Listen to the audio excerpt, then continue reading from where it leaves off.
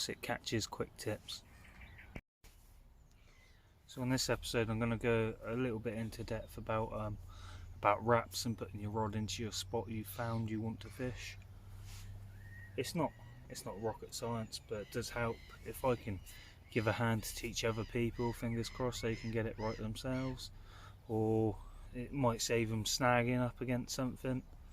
And if it saves them snagging up against something, it's a bonus because there's less line in the water, birds don't get hurt, helps some of the wildlife around the lake, and that does help.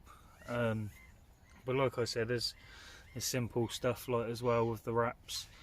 If you're fishing against I don't know, say an island or something, you do a couple casts. I slowly get the weight closer. Sometimes if you clip your line sort of, I don't know, halfway, and every so often let your clip off, pull your line out a little bit, clip it back up and keep going till you get it near the snag or near the island, and then when it's there you then wrap up just after that. It's pretty simple. So I was talking about fishing to someone the other day, and this may sound stupid, but not everybody knows everything about fishing. And someone asked me what a wrap was. It's not it's not one where one of us fishermen starts singing along or something like that, or having a bacon wrap or something. No, a fishing wrap is basically it's two sticks that's on the floor. They stand together on the floor, 12 foot apart.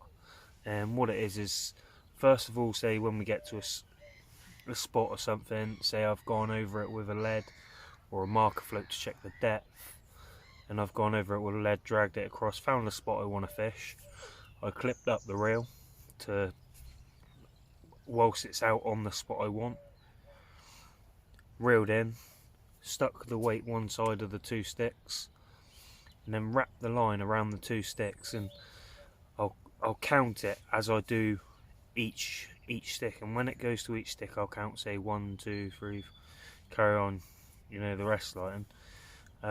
When it gets to the clip, I then know that all my rods that are going to fish that swim, normally say it's 1 or 2, I'll then stick it onto the two sticks, wrap it round whilst counting.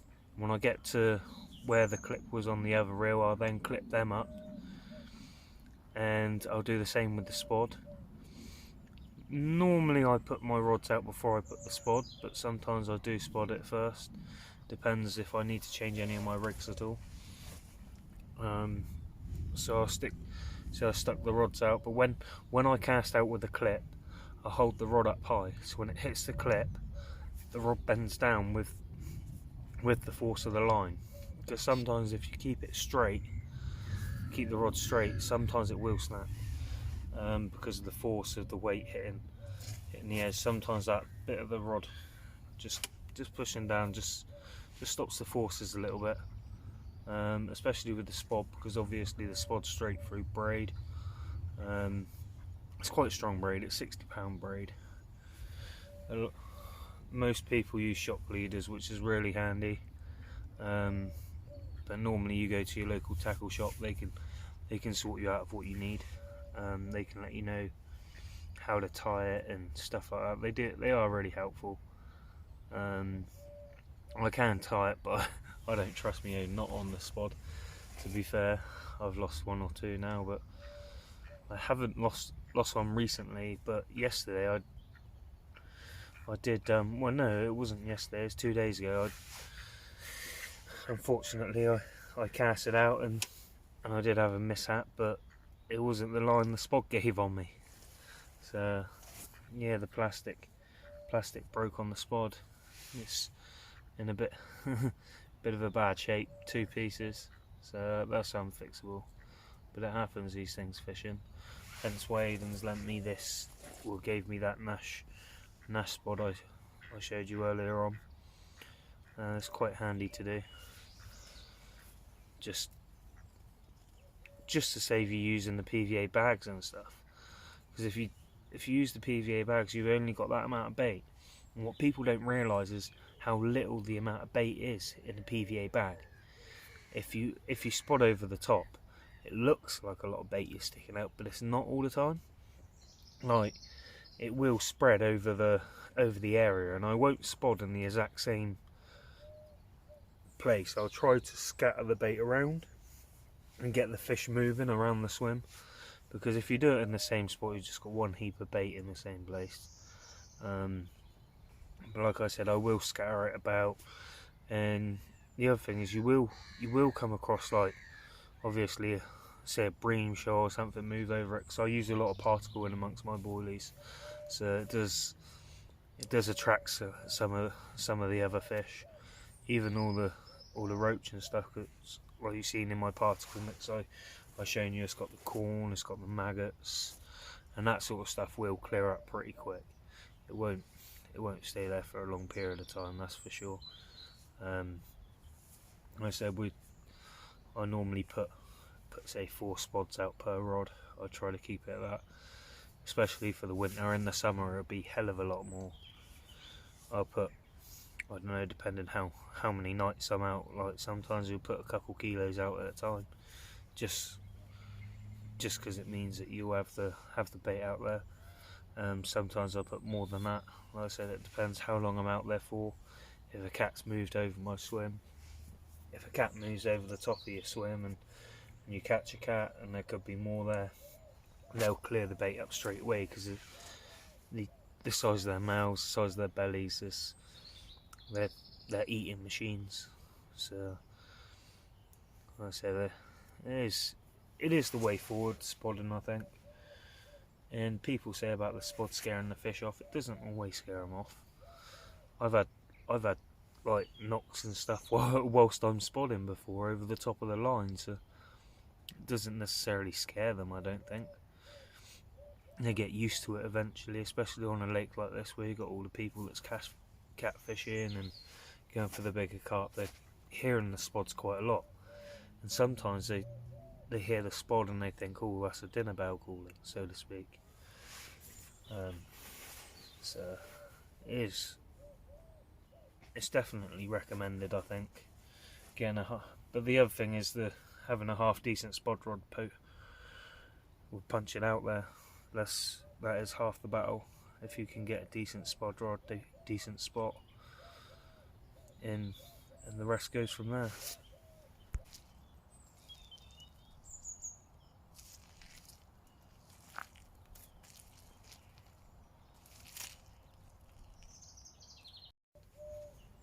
Whilst you're doing your wraps, make sure you do like an figure of 8. If you do the figure of 8 and you cross your line in the middle, it doesn't sag down over the wrap you've done before, and it makes it nice and easy to come off as you reel it back off the marker sticks.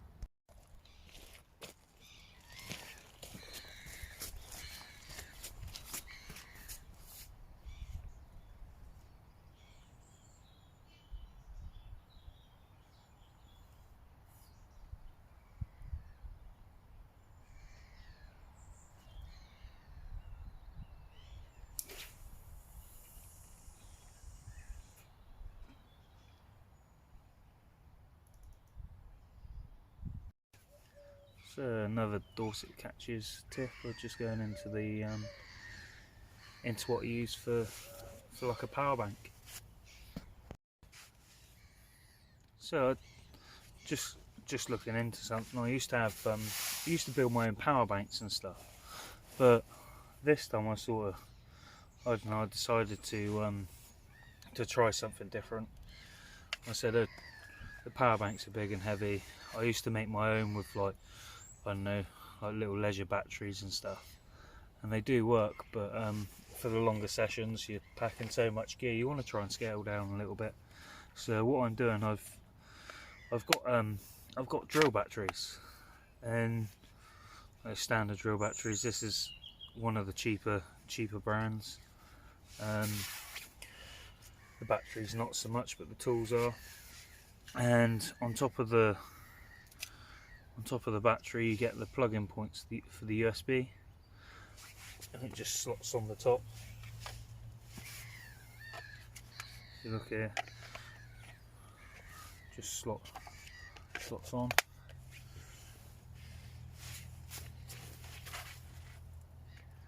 So you plug your battery in, switch it on, and away you go. I know you can get a few charges per battery, and nearly everything I've got is rechargeable now. That's why I went for the new direction alarms, because they're rechargeable. All my torches are rechargeable, so I therefore don't have to carry anything that's battery powered with me. I don't need spare batteries. The amount of sessions you go to where you've ran out of battery, you haven't got one, I just got sick and tired of it in the end. So rechargeable's the way to go. And with drill batteries, it's small, it's simple, it's light. It is the future, I think. But it doesn't look quite as carpy as the big power banks I used to make. Not really. But it's the simplicity now. That's how I look at everything.